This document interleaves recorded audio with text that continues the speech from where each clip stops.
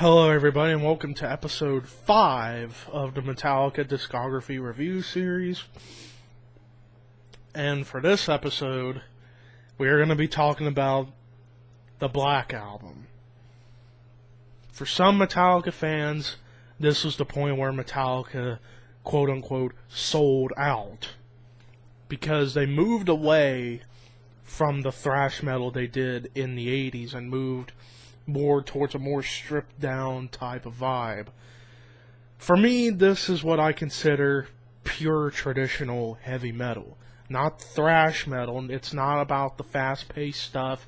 It's about playing in the vein of bands like Iron Maiden, Judas Priest, and Black Sabbath, and Deep Purple, and all those bands that had their vibes, and all that stuff.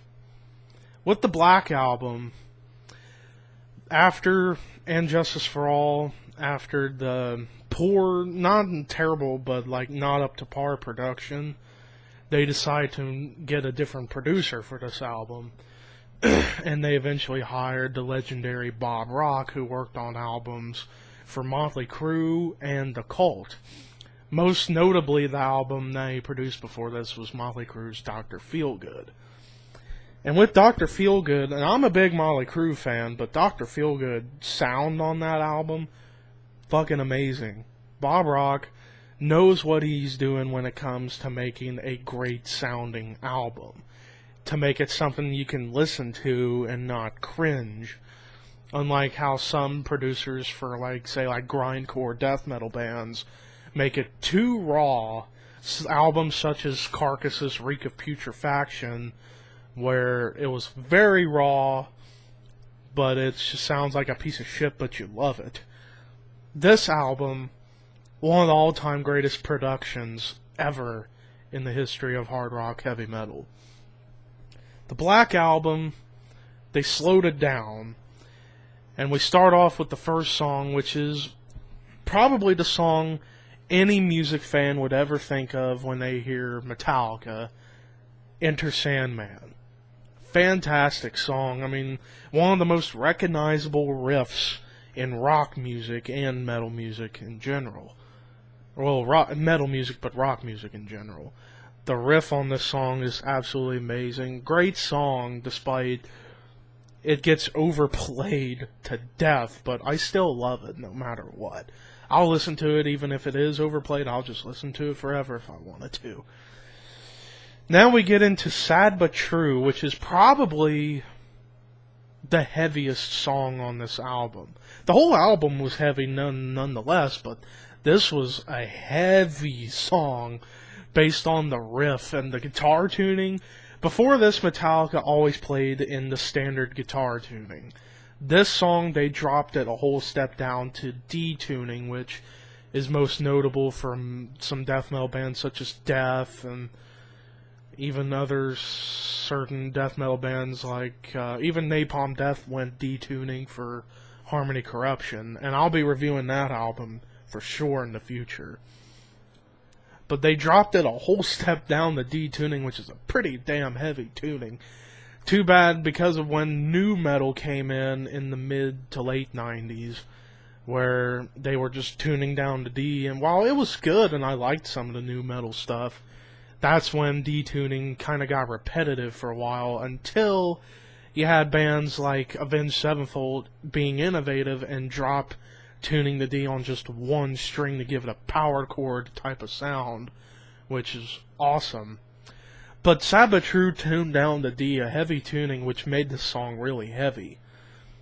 And one of the slowest songs that they ever did.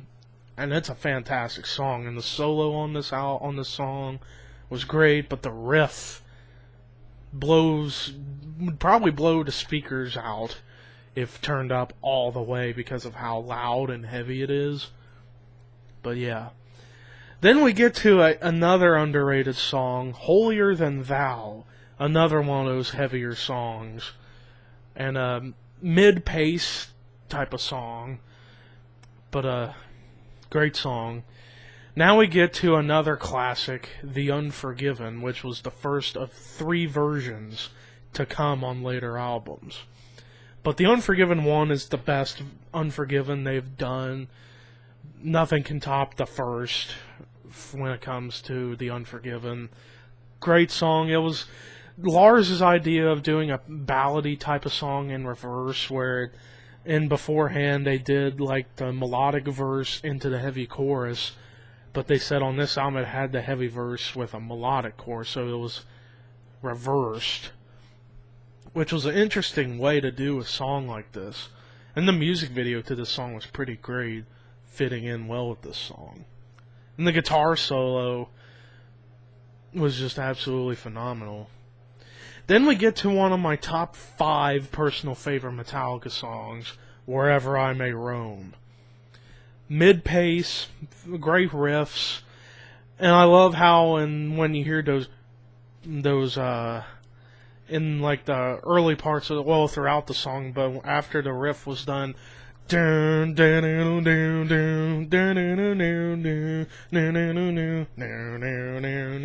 you hear a bang. That was a 12-string bass Jason used on that song, on that part, where it made that little like boom, thunder crack in between the riff. It was just awesome. But this song is one of those songs that I like to listen to whenever I travel, because it's really like a really heavy travel song. Really was. I mean, based on the title, Wherever I May Roam. Phenomenal song, one of my all-time favorites. Then we get to a very, very intricate type of song called Don't Tread on Me, which is about politics and everything. And a very bluesy type of rhythm going on with this song. It goes like the riff and the drums go dun dun dun dun dun dun dun dun dun dun dun dun. Like, it was a very bluesy, rhythmic type of vibe, which was great for this song, and I love this song. My brother Mayhem loves this song. He puts this up there as maybe one of his favorite Metallica songs.